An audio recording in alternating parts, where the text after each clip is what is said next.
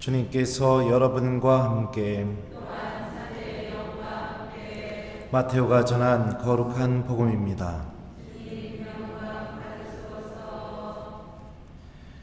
그때 사람들이 막이 들려 말 못하는 사람 하나를 예수님께 데려왔다. 마귀가 쫓겨나자 말 못하는 이가 말을 하였다.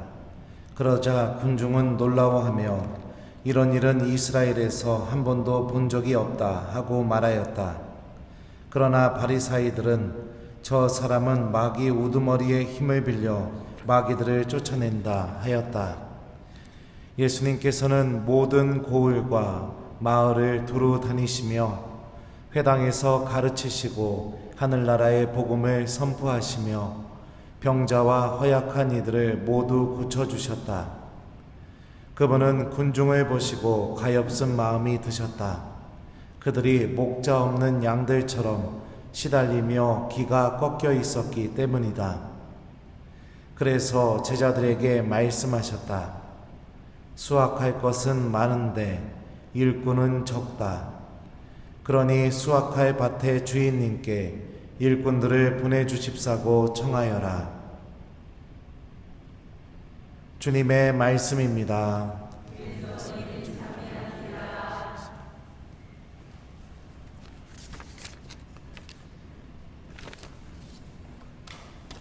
오소서 성령님.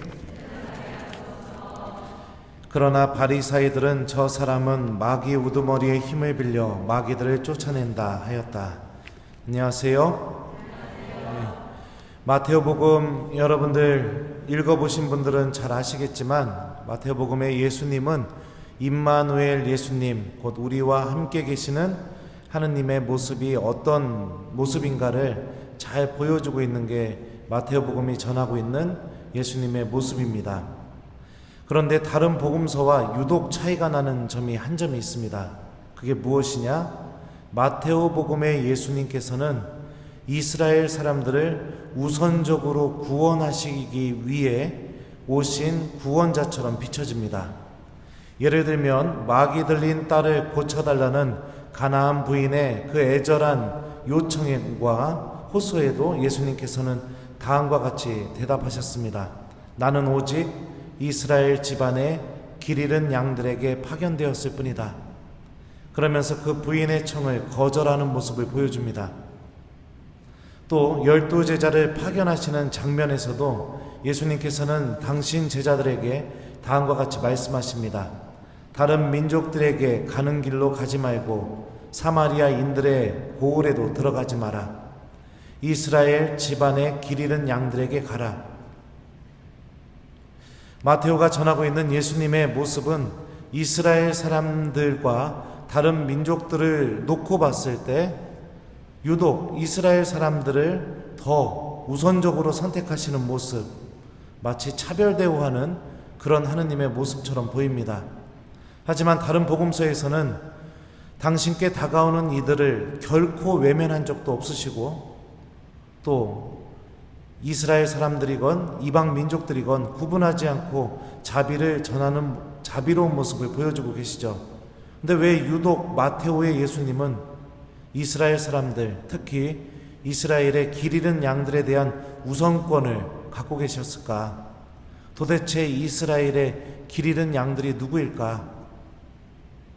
오늘 복음에서 예수님께서 마귀를 쫓는 모습을 보고 난 뒤에 바리사이들은 다음과 같이 말합니다. 저 사람은 마귀 우두머리의 힘을 빌려 마귀들을 쫓아낸다. 강론 때 누차 말씀드렸던 것처럼 바리사이들이라는 사람들은 히브리 말로 페라스라는 단어에서 파생된 단어죠. 분리된, 세상과 분리되어 있는 사람들, 성과 속이 분리되듯이 우리는 세상과 분리되어 하느님에게 속한 사람들이라고 스스로 자처했던 사람들입니다. 그러기에 하느님에 대해 잘 알고 있고 하느님의 일을 하는 사람들이었고 그분의 계명을 열심히 연구했고 또 하느님의 말씀을 잘 기억했던 사람들입니다. 역설적으로 이랬던 그들이 예수님을 통해서 드러나는 하느님의 뜻을 전혀 인식하지 못하고 있는 모습을 보여줍니다. 이런 바리사이들의 모습을 빗대어서 봤을 때 이스라엘의 길 잃은 양들, 예수님이 우선적으로 선택하려고 했던 사람들 누구인가? 바로 하느님에게 익숙해져 있으면서 하느님을 잃어버린 사람들, 하느님의 일을 하면서도 하느님으로부터 그 영혼이 가장 멀리 떨어져 있는 이들, 내가 하느님과 어떻게 관계 맺어야 되는지 잘 알고 있으면서도 우리들의 삶 안에서 하느님이 존재하지 않는 것처럼 살아가고 있는 사람들, 바로 그런 사람들이 이스라엘의 길 잃은 양들이죠. 그리고 그런 사람들에게 다가가는 것이 지금 당장 막이 들린 가나안 여인의 딸을 고쳐주는 것보다, 또 이방 민족들에게 제자들을 파견하는 것보다 더 시급하고 중요한 일로 예수님께서는 생각했었습니다. 하느님께 너무나 익숙해 있으면서 동시에 하느님을 완전히 잃어버린 사람들, 바로 이 사람들에게 마테오의 예수님께서는 구원에 있어서 가장 멀리 떨어져 있는 사람들이라는 것을 우리는 알 수가 있습니다. 겉으로 비춰지는 게 다가 아닙니다. 저 같은 사제들도 구원에 있어서 가장 멀리 떨어져 있는 사람들이 될 수도 있고요. 교회 일을 열심히 하고 있는 그런 사람들도 구원에 있어서 가장 멀리 떨어져 있는 사람들이 될 수 있습니다. 오늘 제1독서 모습을 보면 하느님께서는 우상 숭배를 하는 이스라엘을 두고 어떻게 말씀하시는가? 내가 그들에게 나의 가르침을 많이 써주었지만 그들은 그것을 낯선 것으로만 여겼다. 그들은 희생제물을 좋아하며 그것을 바치고 그 고기를 먹지만 주님은 그들을 받아들이지 않는다. 당신께 익숙한 사람들, 역사 안에서 하느님을 끊임없이 체험한 사람들, 하느님의 말씀을 갖고 있는 사람들, 원하기만 하면 언제든지 하느님과 관계를 맺을 수 있는 사람들, 그 사람들이 하느님을 잃어버리고 있는 모습을 보이게 되자 하느님께서는 난리가 납니다. 몸부림치십니다. 똑같습니다. 우리들의 삶 안에서도 내가 정말 마음을 주고 사랑을 주고 신뢰했던 사람이 나에게 상처를 주면 그 상처는 별로 친하지 않은 사람이 주는 상처보다 몇 배, 몇백 배는 나를 아프게 만들고 요동치게 만들고 난리나게 만들죠. 하느님을 알고 있는 이들이 하느님을 잃어버리기 시작하게 될 때 하느님의 마음 또한 똑같습니다. 난리가 나고 요동치고 어떻게 해서든지 그 사람을 하루빨리 당신의 현존 안으로, 당신의 믿음 안으로 초대하기 위해 그분께서는 다가오시고 우리에게 말씀하시고 또한 우리와 함께 계시기 위해서 노력하시는 분이십니다. 오늘 복음 마지막 부분을 같이 한번 보도록 하죠. 어떻게 묘사가 되어 있는가? 예수님께서는 모든 고을과 마을을 두루 다니시면서 회당에서 가르치시고 하늘나라의 복음을 선포하시며 병자와 허약한 이들을 모두 고쳐주셨다. 이 문장을 보면 예외된 사람이 아무도 없었습니다. 모든 고을과 마을, 병자와 허약한 이들을 모두 고쳐주셨다. 당신 안에서 당신을 잃어버리고 있는 이들, 주님께서 분명히 다가오십니다. 어떻게 다가오시는가?